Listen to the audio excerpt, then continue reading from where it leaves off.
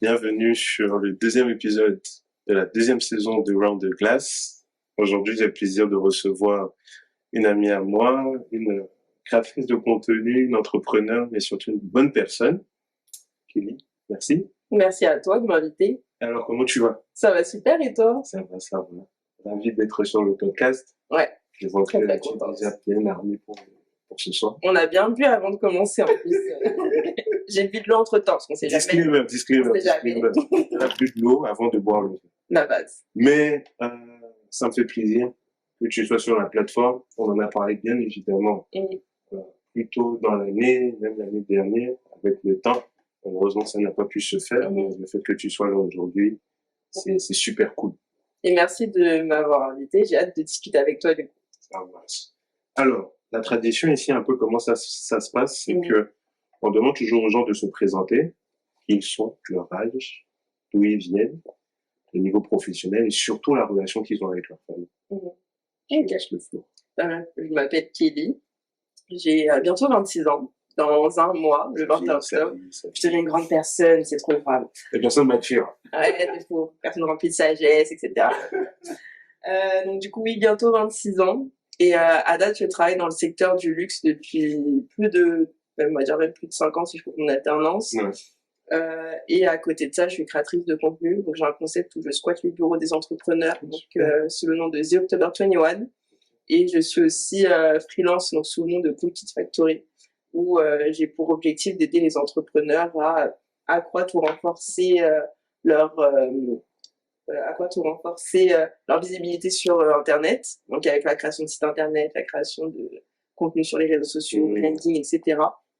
Et un dernier petit point, avec une amie à moi qui s'appelle Leslie, on a lancé il y a un petit peu plus d'un an Kessley Promoting, on sait des afterwork entre jeunes actifs sur Paris. L'objectif, c'est pour les personnes d'accroître leur réseau, parce que quand on termine nos études, on a tendance à rester avec nos potes proches ou nos collègues.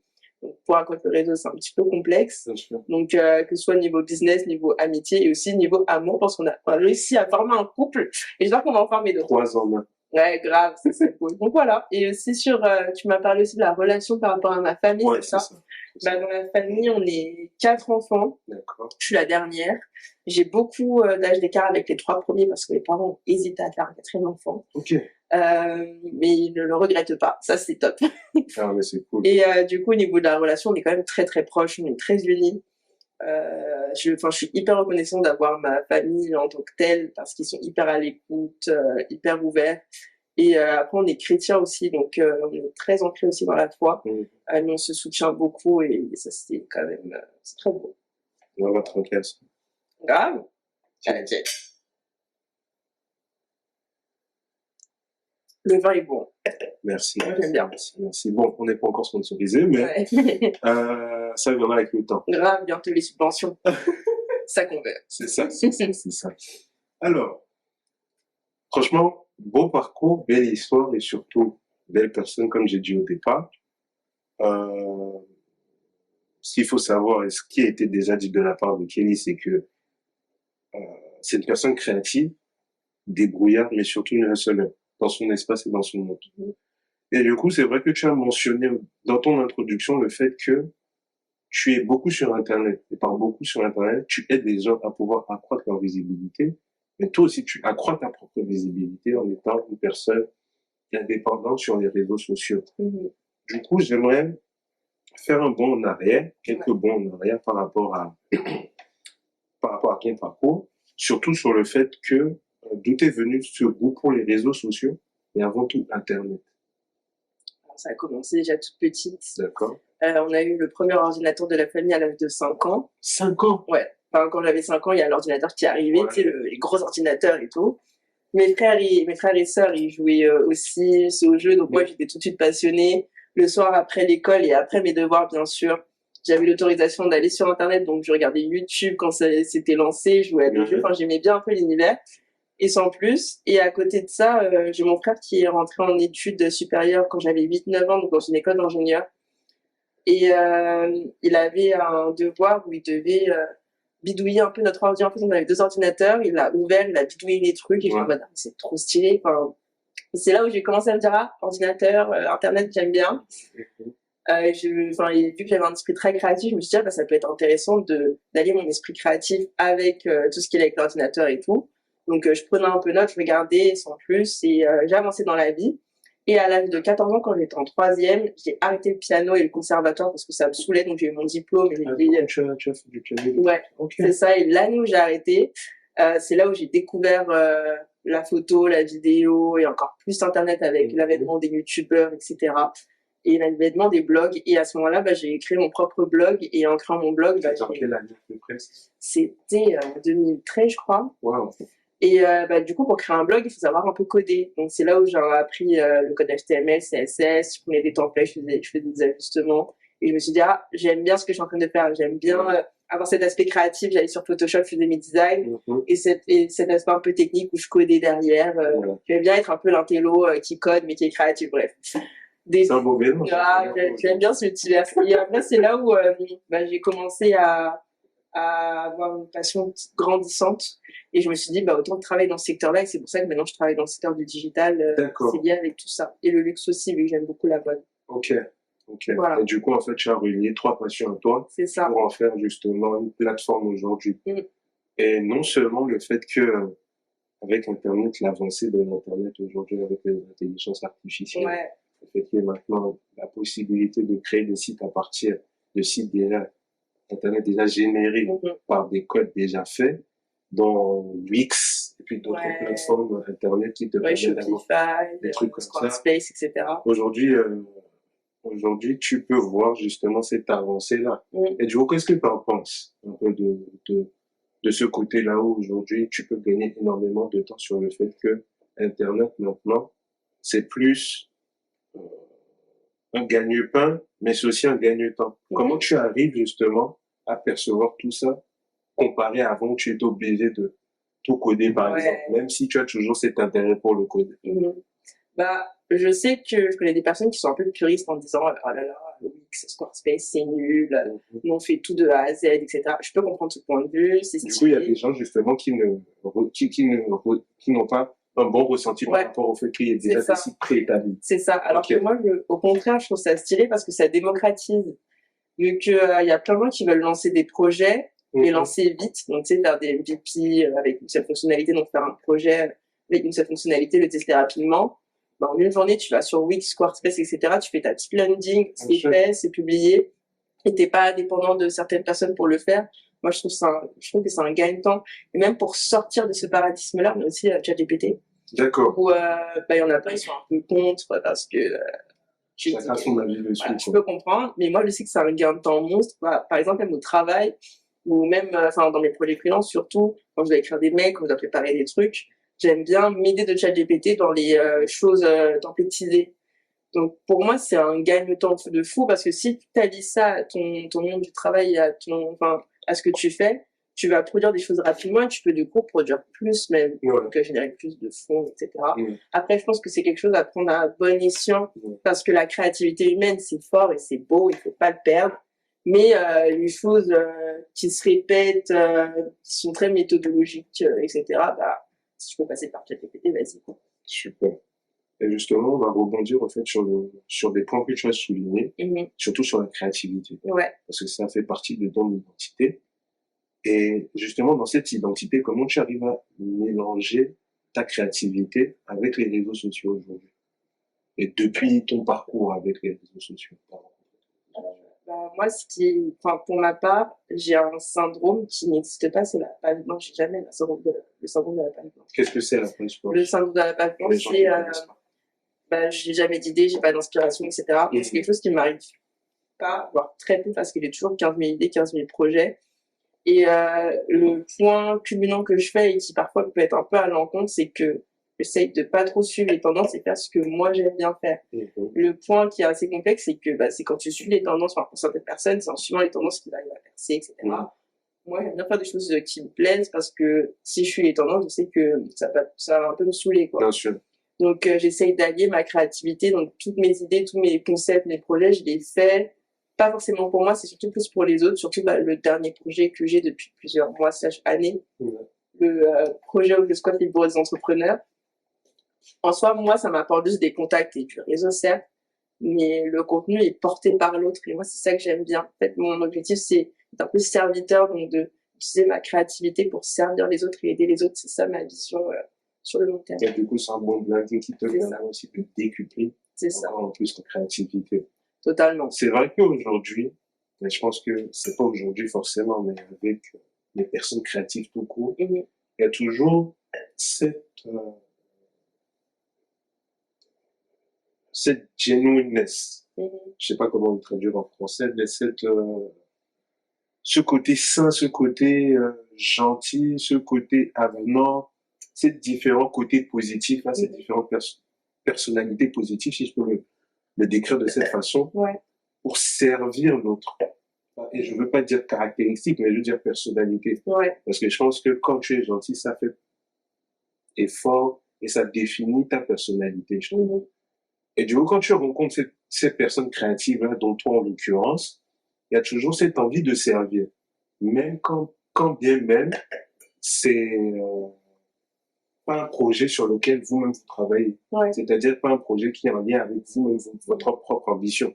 Du coup, même dans le fait de servir, il y a toujours cette possibilité d'apprendre. Et c'est ça qui étend justement cette créativité. Totalement. Et du coup, avec ça, cette créativité, ce monde un peu que tu as créé de toi-même, et aussi les réseaux sociaux, tu as lié ça au monde du business, c'est-à-dire l'entrepreneuriat. Aujourd'hui, avec les réseaux sociaux, on sait très bien comment l'entrepreneuriat est glorifié. Et c'est vrai que tout est beau, tout est rose, mais sur la discussion, on sait justement que ça dépend. Et c'est compliqué, parfois très compliqué. Du coup, j'aimerais savoir, du fait d'être passé par ce monde créatif, qu'est-ce qui t'a amené dans l'entrepreneuriat et qu'est-ce qui t'a attiré dedans? En fait, moi, ça a été un peu une suite logique où je baigne un peu dans un entourage où j'ai quand même plusieurs teams. J'ai la team CDI à vie, la team YOLO et la team entrepreneur. On va dire ça comme ça. Mais j'ai quand même beaucoup de personnes autour de moi qui lancent des projets, soit des side projects, soit des projets purs. Donc du coup, indirectement, ça m'a beaucoup inspiré rien que dans ma famille. J'ai mon frère qui a lancé plusieurs entreprises, ma sœur aussi. Et du coup, vu que j'ai baigné dans ça et que je l'ai vu dans un spectre familial, je me suis dit, si eux, ils peuvent le faire, moi aussi. Et c'est ça aussi que j'aime bien dans ma famille, c'est qu'on a beaucoup ce côté entraide. Il n'y a pas ce côté de je veux être au-dessus, eux, ils veulent être au-dessus. C'est plus chacun fait un peu son business, mais on s'entraide pour que le business de l'autre fonctionne. Donc, vu que j'ai grandi un peu dans cet aspect-là, pour moi, ça a été un peu une suite logique où je me suis dit, ça peut être bien que je me mette en freelance. Je sais que mon premier client, ça a été mon frère. À l'âge de 15-16 ans. Les frères et sœurs qui supportent pas les business, vous savez quoi faire. C'est lui, c'est l'exemple parfait. C'est un de mes clients qui paye le plus et qui paye le mieux. Wow. Et pourtant, c'est ton frère. Mais je me rappelle, mon premier client, c'était lui. J'avais fait son site, parce qu'il fallait un site un peu quand il voulait passer freelance, je crois. Je sais plus trop c'était pourquoi, mais il voulait un site un peu CV. J'avais tout développé. Et en fait, c'est comme ça que ça a commencé, parce que après, en faisant des projets comme ça, tu trouves d'autres clients, etc., etc. Et il y a beaucoup de référencement. C'est ça. Dans le fait que ton frère voit le travail que tu fais. Exactement. Que tu fais. Exactement. Donc c'est ça aussi qui m'a poussé à continuer d'entreprendre. Et aussi avoir une famille et des parents qui te soutiennent, ça pousse encore plus, parce que c'est un secteur qui fait un peu flipper. Après, moi, je fais ça en side project, c'est pas à 100%, mais j'ai mes parents derrière qui sont à fond aussi. Donc, du coup, ça change quand t'as des personnes qui... Oui, c'est clair. Et c'est justement la raison pour laquelle on dit de toujours privilégier l'environnement dans lequel tu es. Tu fais partie d'un groupe d'entrepreneurs, tu seras forcément la personne de plus dans ce groupe-là. Tu fais partie d'un groupe de personnes ambitieuses, tu seras aussi une personne ambitieuse. Et c'est vraiment stylé d'entendre ça, parce que j'ai le même parcours, dans le sens où j'ai grandi dans une famille qui a toujours mis en avant l'entrepreneuriat. De ma grand-mère, à son âme, à mon père. C'est stylé. Du coup, j'ai baigné dans ça. Et naturellement, ça m'est venu. Et le business, c'est pas quelque chose dans lequel je me dis, oui, il faut que je fasse. L'argent, je l'ai déjà, tu l'as déjà, tu sais ce que c'est. Maintenant, c'est le fait de faire plus de grandes choses. Et donc, la finalité, c'est le fait de se dire que demain, qu'est-ce que je peux laisser en héritage, tu vois. Du coup, il y a aussi cet aspect de l'entrepreneuriat où, je vais pas dire qu'il y a, bon, je vais dire qu'il y a de l'inégalité, surtout au niveau de l'homme et la femme. Ouais, c'est sûr. Et avant même de tomber dans ce sujet-là, Ouais. j'aimerais avoir ton point de vue et ta vision sur qu'est-ce qu'une la différence entre la businesswoman et la femme entrepreneur.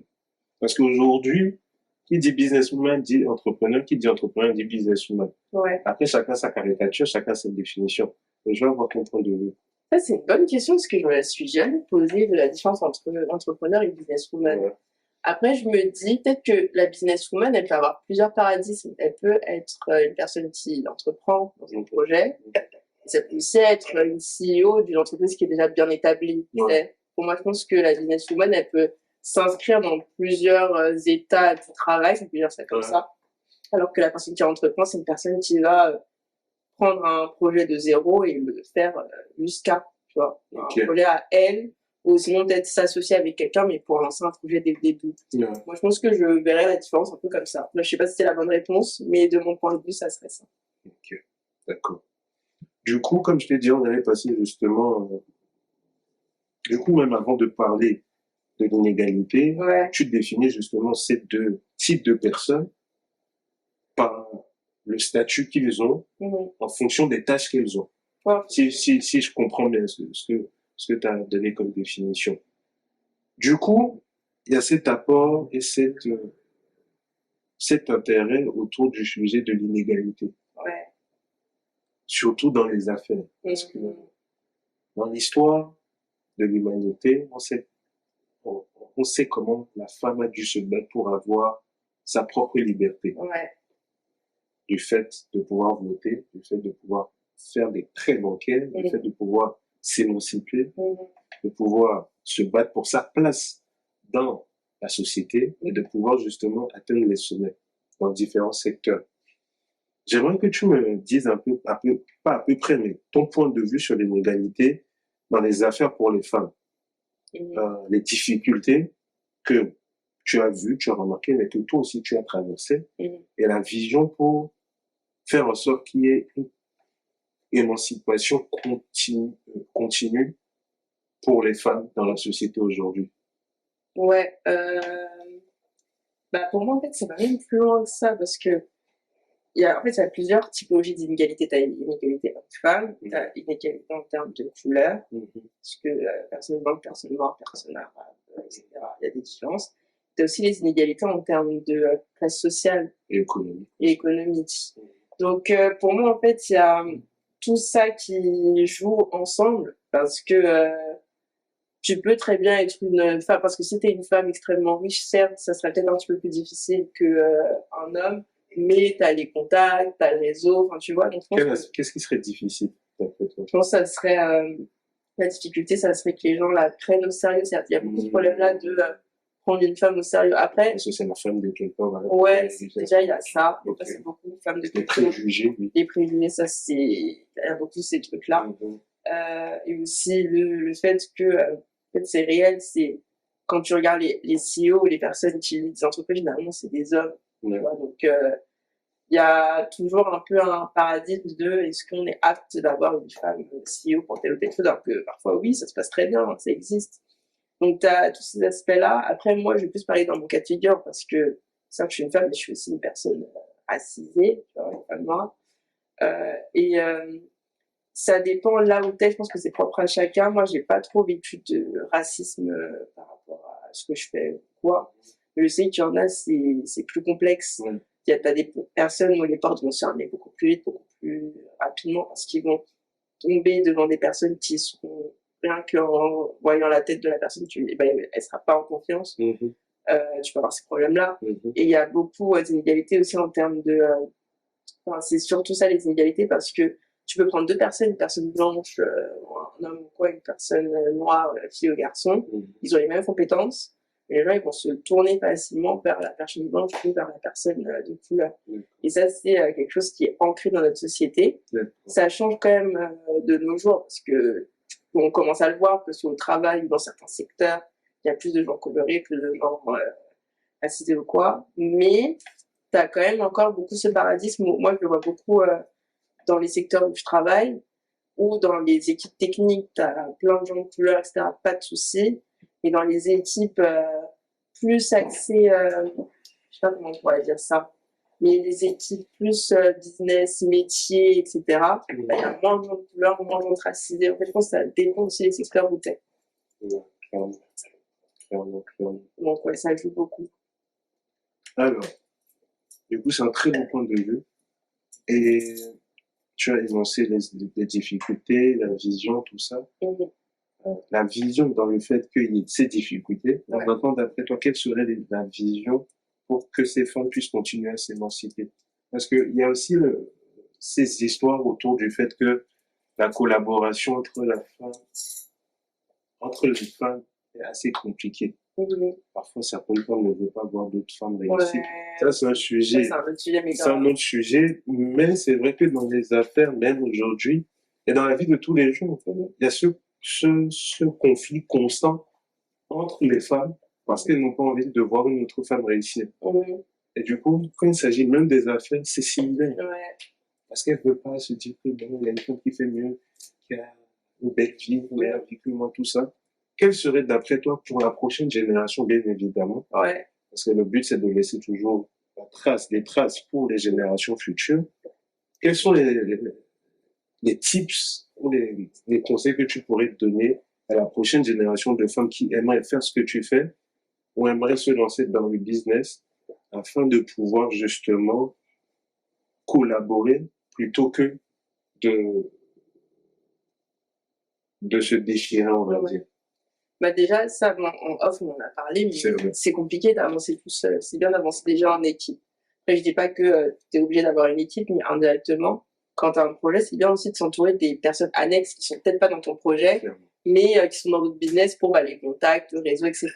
Je pense qu'il faut tourner les choses en disant, si je vois une personne qui est plus douée que moi, plus forte que moi, plus ceci, plus cela, au lieu de commencer à se comparer en disant, bah, moi, je suis moins qu'elle, moi, je suis, elle est comme ça, blablabla. Là, c'est une perte de temps, on n'a pas le temps. Mais juste tourner ça sur de l'inspiration, moi, c'est quelque chose que je fais beaucoup. De dire, ah, bah, la personne, elle a, je sais pas, elle a lancé une entreprise, ça fonctionne en 3 minutes, elle a 17 000 contacts et tout, trop stylé. J'aimerais trop lui parler et m'expliquer un peu comment ça a fonctionné et voir ce qu'elle a fait, ce qu'elle a pas fait et tout. Et indirectement, je sais que son discours et ce qu'elle va me dire, ça va m'édifier, ça va me motiver moi aussi à... C'est ouverture d'esprit. C'est ça, même soit améliorer ce que je fais, même elle aura un autre regard en disant, ah bah, trop stylé ton projet, tu devrais plutôt faire ci, ça. Toi, tu prends note et c'est top. Et à la fin, vous avez aussi une bonne relation. Et indirectement, c'est pas ce qui peut se passer, mais cette personne-là, elle a un contact de je ne sais où, qui a des subventions de je ne sais combien d'euros pour mon projet. Enfin, j'exagère, hein. Mais quand on pense long terme, je pense que c'est bien de plus tourner les choses en mode on s'entraide, tu vois. Et pas être dans la comparaison de elle a gagné ses followers en faisant ça. Ça sert à rien, tu vois. Elle a réussi, c'est très bien pour elle, top. On avance. Il faut aussi avoir l'humilité de reconnaître. Hein. C'est ça. Parce que beaucoup de personnes disent qu'elles peuvent réussir, mais elles n'ont pas l'humilité d'avoir cette ouverture d'esprit pour recevoir des feedbacks. Et c'est ça qui est dommage. Et là, je ne parle pas forcément des femmes, même si c'est sujet, mais c'est en général. Combien de personnes se disent que bon, oui, je vais réaliser ci, ça, mais dès que tu leur fais un feedback, ça y est. Si tu shut down leur grille. Alors que non. Certes, c'est pas facile à entendre, mais c'est nécessaire pour évoluer. Et c'est encore mieux quand c'est quelqu'un, ça provient de quelqu'un qui croit en tes rêves, on va dire, tu vois. Donc c'est assez compliqué. Parfois, en plus, c'est des critiques. En fait, je peux comprendre que c'est des critiques méchantes, ça y est. Je sais pas. Mais quand c'est des critiques constructives... Et justement, et c'est là où je pense qu'aujourd'hui, de par pas analyse, mais de par ce que je regarde sur les réseaux sociaux, de par ce que je vois avec la génération aujourd'hui, tout ce qu'ils entendent sur les réseaux sociaux, c'est la parole d'or, en fait. C'est-à-dire que quand il y a quelqu'un qui n'a pas réussi, ou un proche à lui ne dit pas, quand je dis que la personne n'a pas réussi, c'est dans le sens où elle n'est pas où elle veut être, où la personne en question veut être, c'est compréhensible. Moi, j'écouterai pas quelqu'un qui n'est pas là où je veux arriver. Mais si tu considères la personne là comme ton ami, ou ton frère, ou ta sœur, c'est clair que son avis doit être forcément impliqué dans ton évolution. Tu comprends ce que je veux dire ou pas?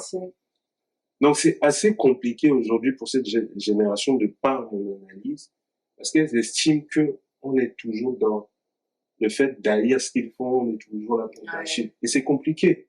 Ben, tu vois, pour rabâcher, par exemple, c'est bête, mais récemment, il y a Inoxtag qui a sorti sa vidéo sur l'Everest. Ouais. Et ça fait énormément de polémique. Sur les médias. Hein. Ouais, sur les médias, etc. Alors que en soi, le fond du message, et moi personnellement, je kiffais la vidéo. Ouais. Ça m'a donné envie de faire de la randonnée.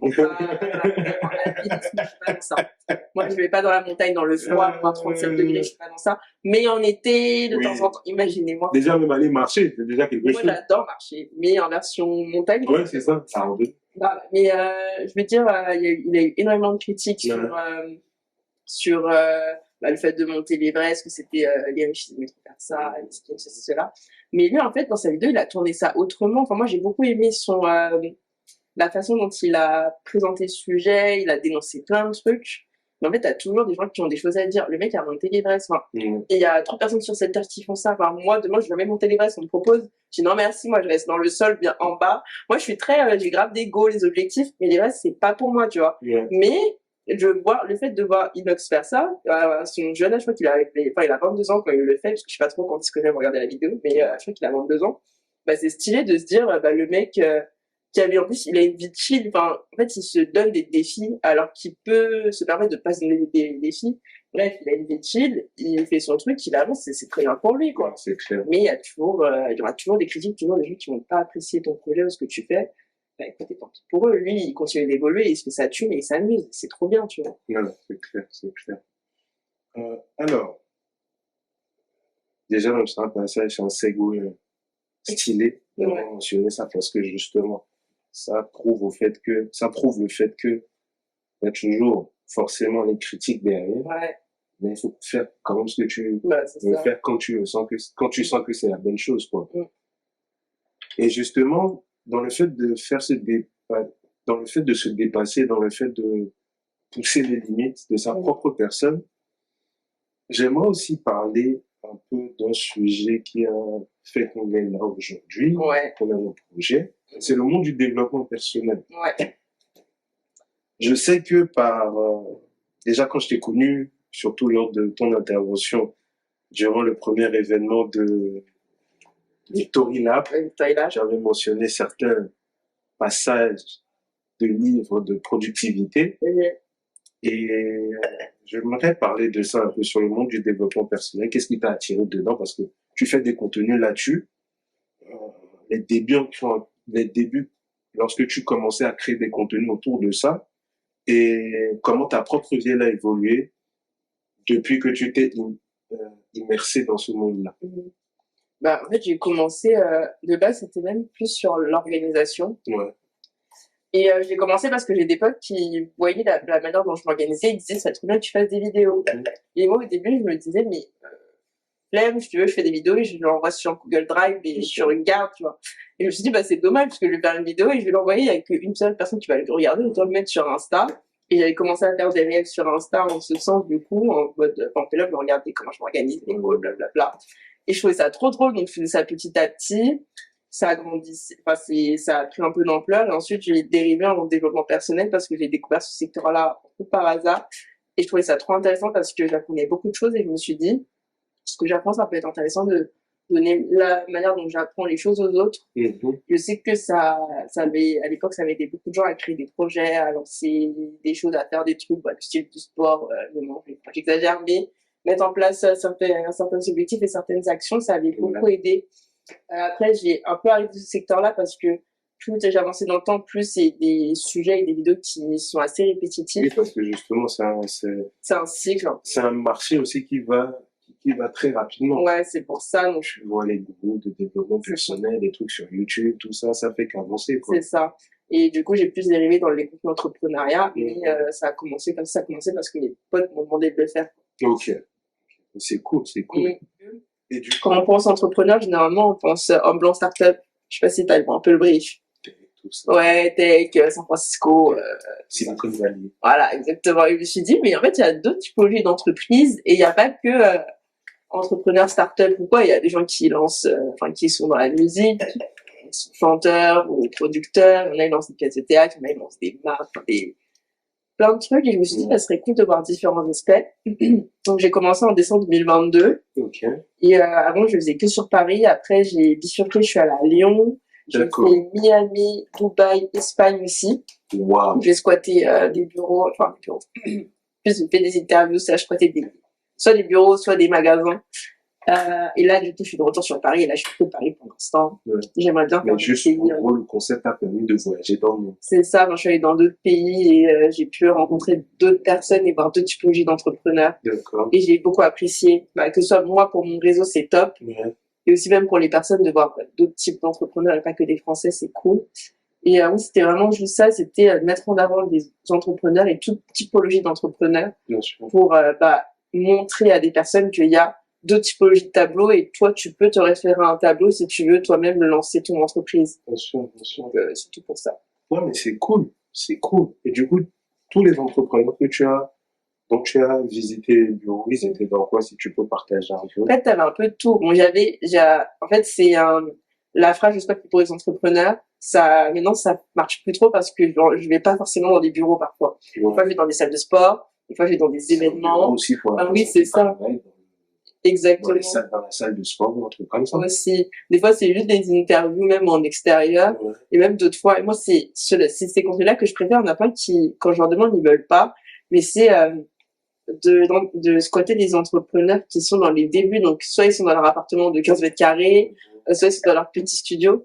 Parce que moi, j'ai plus cette vision où, au bout de quelques années, j'aimerais bien les réinterviewer et voir comment ils vont évoluer. Ouais. Donc, et aussi pour montrer que tu peux commencer dans différents types de sphères. Tu n'es pas forcément obligé de commencer avec 100K sur ton compte, ton projet. En tout cas, il faut commencer quelque part. C'est ça, exactement. Ouais. Donc, c'est ces aspects-là que je voulais aussi mettre en avant. Non, mais c'est stylé. C'est stylé. Et franchement, shout out à tous ces entrepreneurs qui ont décidé de prendre des risques, dont ce qu'on pense être un entrepreneur n'est pas forcément parfait. Donc, shout out à vous, justement, qui avez osé, qui ont eu cet élan et qui ont décidé justement de créer quelque chose à partir d'une chambre, d'un endroit en plein air, d'une salle de sport, je sais pas, mais en tout cas, on est à nos débuts et il n'y aura que plus beau plus tard. Donc, shout out encore à vous. Du coup, avec le fait d'avoir voyagé, avec le fait d'avoir créé tout ça, il y a eu aussi justement forcément ces interviews, parce que forcément tu les interviewais.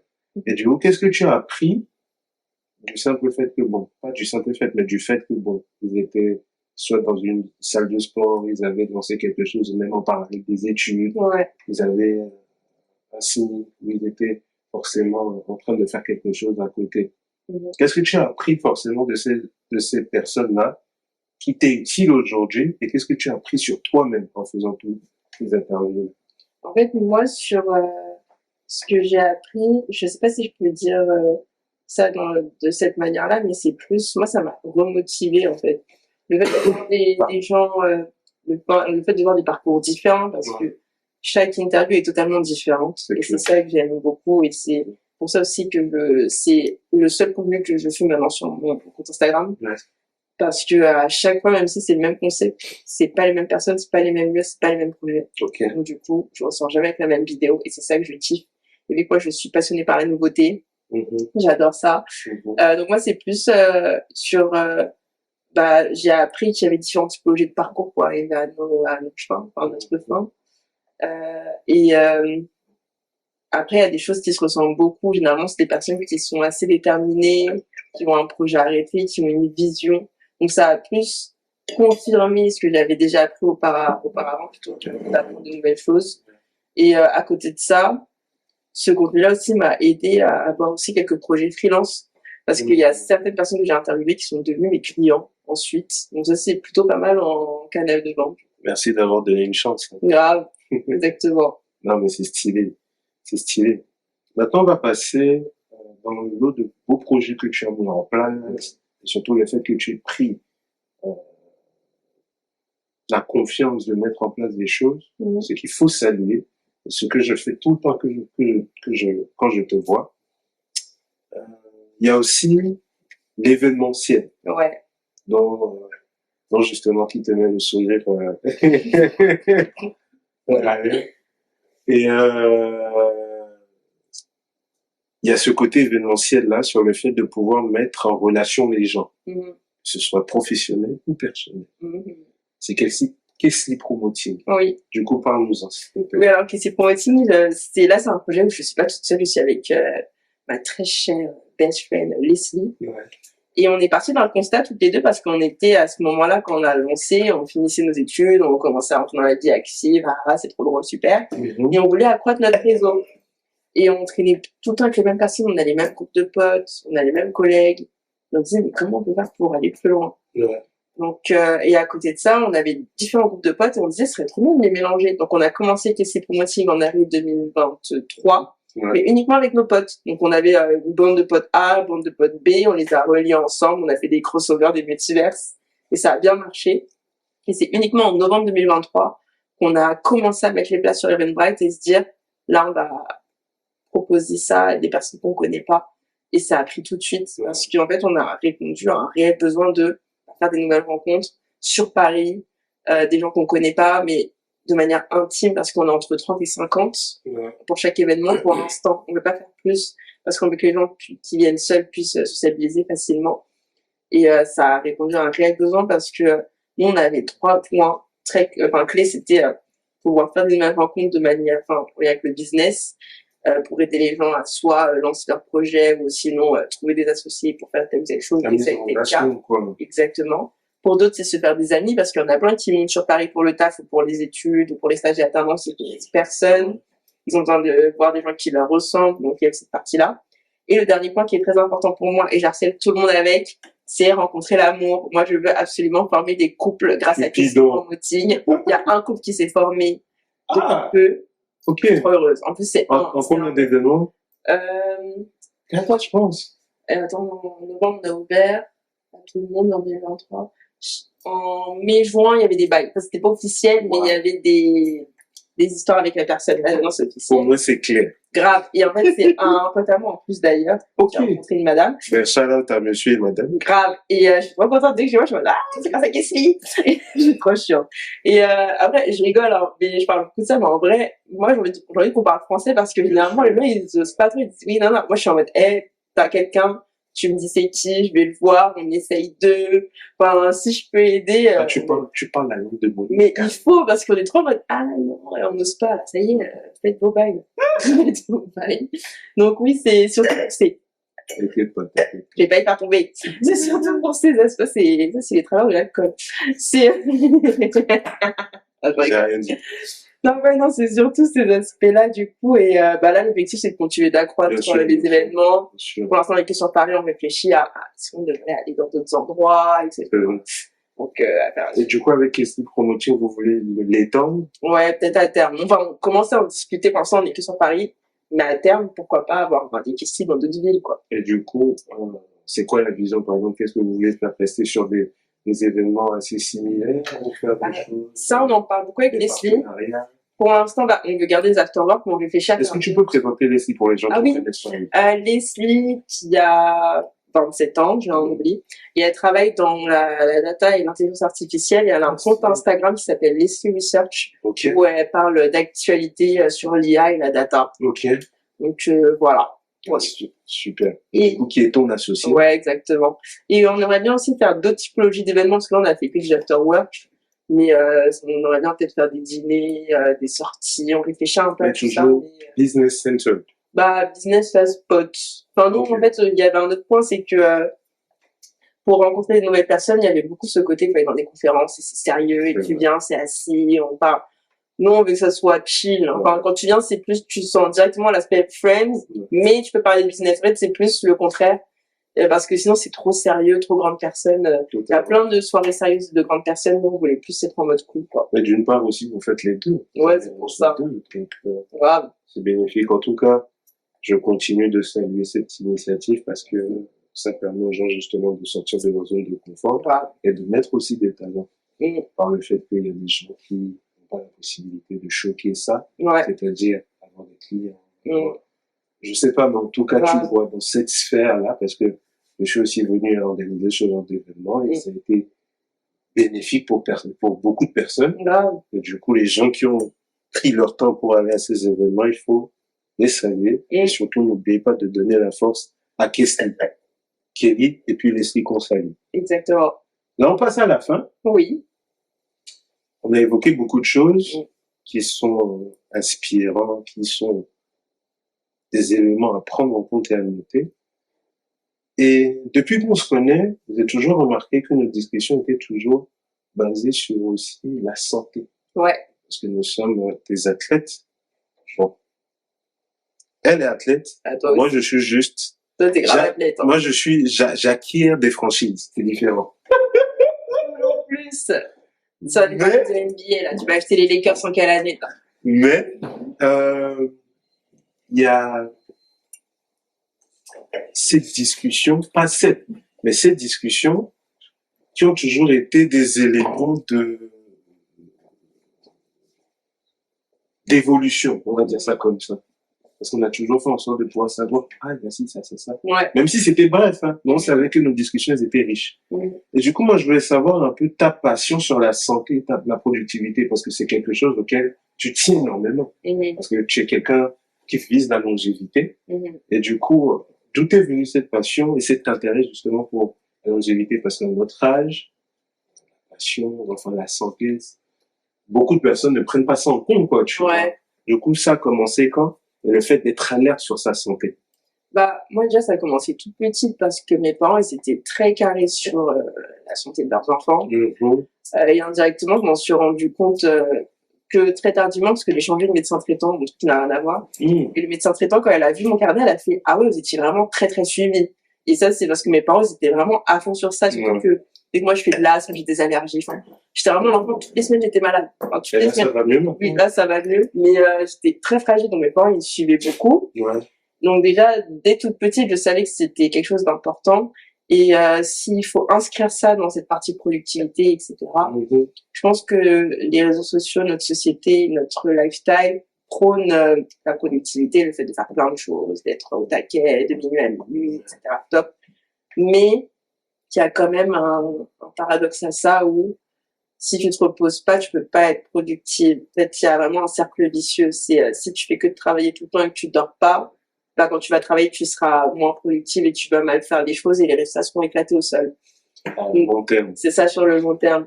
Et du coup, j'essaie d'aller les deux en me disant, ok, c'est bien d'être productive, donc j'essaie de trouver des éléments pour être efficace et pas pour trop faire parce que travailler trop, ça sert à rien, il faut juste travailler efficacement et intelligemment. Donc j'essaie de mettre en place plein de choses, comme tout ce qu'on parlait, tout ce qui est intelligence artificielle, etc. Parce qu'il y a plein de choses que j'automatise maintenant que je pouvais pas faire. Et ça me laisse du coup le temps pour soit faire autre chose, soit me reposer, faire plus de sport, etc. Et même là, j'ai beaucoup ralenti niveau projet parce que j'avais une période où je lançais plein de trucs. L'année dernière, j'ai testé Planner, j'ai testé Merge, j'ai testé plein de petits projets. En vrai, c'était trop cool. Aussi, j'ai trop aimé parce que c'est ça, en fait, j'ai trop aimé parce que j'ai fait du produit physique. En fait, c'était trop même pour moi parce qu'il fallait gérer plein de choses. J'ai dû imprimer les planners plusieurs fois pour voir le rendu. J'ai dû imprimer des t-shirts aussi pour voir le placement. En fait, c'est beaucoup de temps, beaucoup d'argent. Et je me suis dit, bah là, pour fin 2024, début 2025, je préfère réduire les projets, en faire beaucoup moins, mais les faire bien. Donc pareil, même sur les réseaux, il y a beaucoup cette course de il faut poster tous les jours, tous les trucs. Je peux comprendre quand tu as un certain objectif d'abonnés. Moi, j'ai plus du tout d'objectif d'abonnés ou de vues ou quoi. J'ai juste envie de faire pour le kiff. J'ai rebasculé un peu ce projet-là en mode passion. Donc, je suis plus en mode, je poste de manière ponctuelle. Là, j'ai fait une interview, je la poste. Peut-être que pendant un mois, je vais pas poster le contenu. C'est pas grave. Là, je suis en mode économie de la rareté, très Kanye West. Mais même pour ma santé mentale, c'est le mieux. Donc, je me dis, sur le long terme, tu peux pas tout balancer. C'est ça. C'est bien d'allier les deux, quoi. C'est plus le mood que j'ai en ce moment. Et je pense que c'est ça qui est le plus important. Oui, on a cet apport physique aujourd'hui à cause de notre vivacité en étant jeune. C'est vrai que si on n'entretient pas ça, on n'a pas de bonnes habitudes, parce que ce sont les habitudes qui encadrent notre santé, notre bonne santé plus précisément. Ça ne nous permet pas d'avancer. C'est ça. C'est bien qu'on puisse. Et toi, d'ailleurs, d'avoir cette notion-là du fait que parfois avoir trop sur mon plateau, ça veut pas dire que je serai effectif sur le long terme. C'est ça, exactement. Et c'est cool. Là, maintenant, on a parlé de la santé, on a parlé du fait que Kelly soit athlète, tout ça. On a aussi oublié de mentionner un sujet qui vient parfois à nous effriter, c'est le basket. Ah oui. Ah oui. Ouais. Ah oui. T'as vu les JO Ah oui. France-États-Unis et ce match? Non, dis-moi, tu étais pour qui? La France? Moi, j'étais pour la France. Ouais. Parce qu'en fait, non, mais Alors, tu m'as fait prendre l'accent. non, mais attends, en fait, bon, après, il y avait Curry. Mais, de base, j'étais pour la France parce qu'on est en France, tu vois, tu connais. Ah. Donc, sur notre base, Vous la France. comment on dit, vous allez lire l'heure.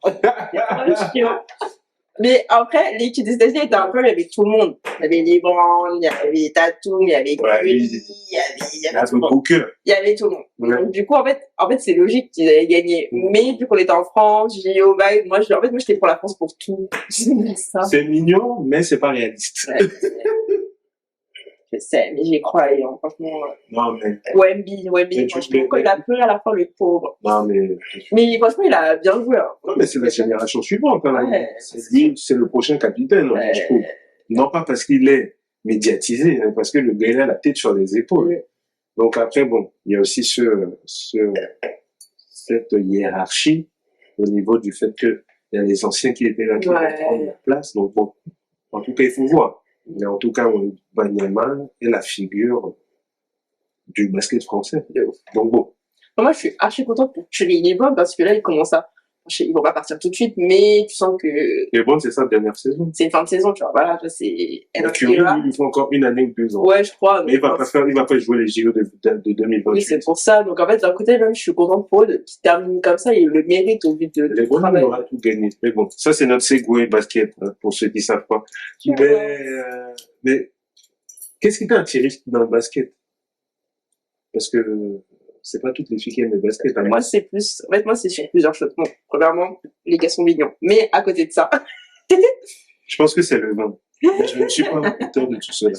Non, vraiment, en fait, en dehors du basket, moi, c'est le sport en général que j'aime bien.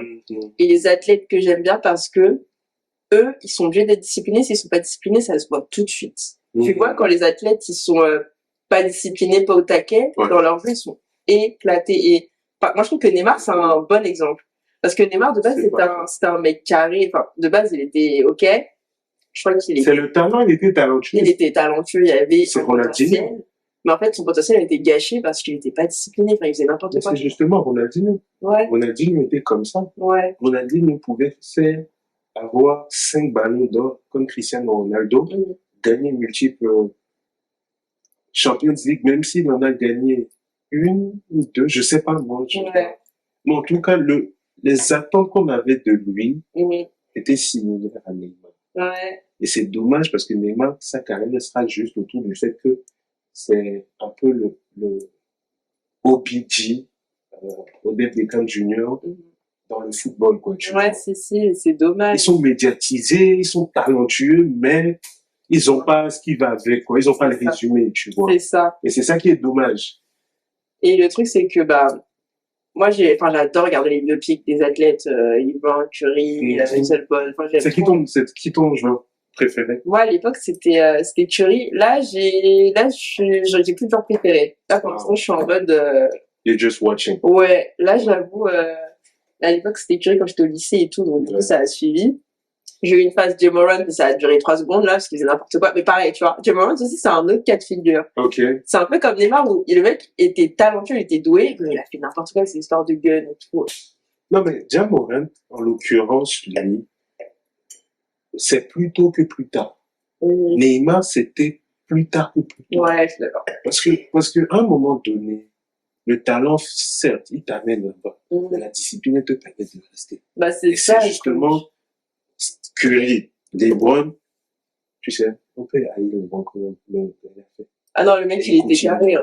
De ouf, le mec est carré jusqu'à. Et c'est ça le truc. Et en fait, moi, c'est leur discipline qui m'inspire. J'aime beaucoup ce côté. On sait qu'en vrai, ils n'aiment pas faire ça, moi j'adore faire ça, mais ce côté, on se réveille à 6 ans, on fait du sport, rythme un peu athlétique. Moi, j'adore et j'aime bien retranscrire ça. Voilà pourquoi on s'entend bien. Moi, j'aime bien retranscrire ça dans ma vie. Alors, je sais que je suis pas une athlète et je suis une salariée girl qui a un set projet, tu vois.